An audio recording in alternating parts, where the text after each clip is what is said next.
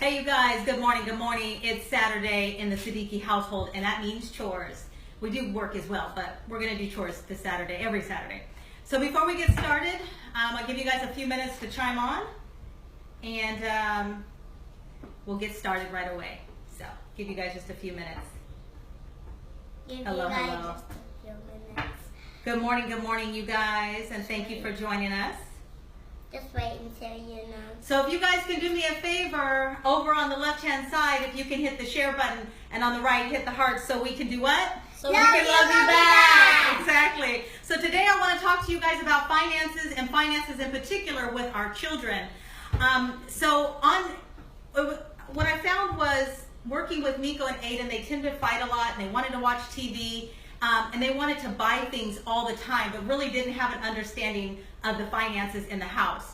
So as we are learning ourselves, the best way to reinforce anything that we're learning is to teach one another. So when you're teaching your children, you're reinforcing the things that you're learning. And so Miko and Aiden, we started a chore list, and we would sit down every week and we start going over finances. Miko, thank you for kissing your brother, but give him just a minute. And so anyway, here's what we do. We do the chores. Aiden and Miko. So what we do are the chores, and so we have a chore list that we do. And when we do the chore list, Aiden, what are some of the chores that you do? Miko, stop. I do the garbages, Right.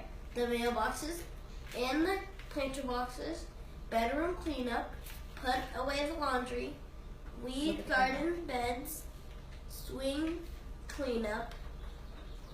Exactly. So he has his things that he does. He has his chores that he does, putting away the swings, the laundry, garbage, and things like that. Miko, what do you do? I Vacuum.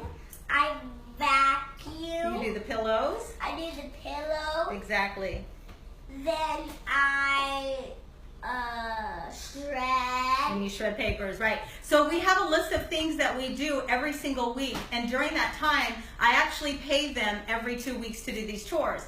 And initially in my mind, I was thinking, well, let me give them what I think that they are worth. But then I decided to change because it's important that they start to learn and establish what they think themselves of what their value is, and they start to create value for themselves. So Aiden first started out with, I was going to pay him $20 a month, but Aiden said he was worth 50. He said $50, and Miko said 59. she said 59, but she originally said 5, you guys. So anyway, with that being said, every 2 weeks, once they've gone through their chore list, I pay them every 2 weeks. Now, there's a catch to all of this. I sit down with the kids, I go over the bills so they understand in the house how much money we have and how much money is going out. So this is why I go over the bills with them, so that they can see that money doesn't just sit in the house, but we have to take care of things with that. Secondly, we establish chores. And then after we established chores and how much they were going to be paid per month, we started the paychecks. And Miko, who pays the paychecks? She pays the paychecks, you guys. And with all of that being said, we have reasons why we get deductions. And Aiden, can you tell them why we get deductions in our paycheck? Because if you don't listen, Right. you don't have a good attitude, Right. and you miss some of your chores, Right. you get a deduction in pay. Right. So we deduct for things like if you don't have the proper attitude, not only when you're doing your chores, but when you every day. We deduct for non-performance, meaning that if you have chores, it's Saturday, you know the things that you need to do. If you don't perform or you do your chores and you halfway do them, you know the word why we usually Hit the use heart so we can love you back. for non-performance or missing chores or not listening and not working together, those are reasons that we get deductions in our paycheck. But we also get overtime pay, extra pay. And Aiden, tell them the things that we do for extra pay. We read books. We read books, right? Not watch TV. Not watch TV, right? Make us stop. Play educational games. Uh-huh. And what else? Opening the doors. Right.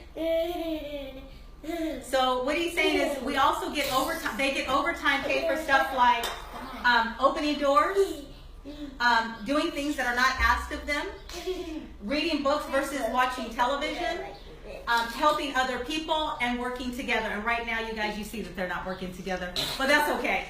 So here's what we want to do is we want to, again, sit down with the kids, establish our chores, establish what we're going to pay them every single month, create reasons why we're going to be doing deductions from their paycheck, and then overtime pay. What are the things that we're going to pay them extra for?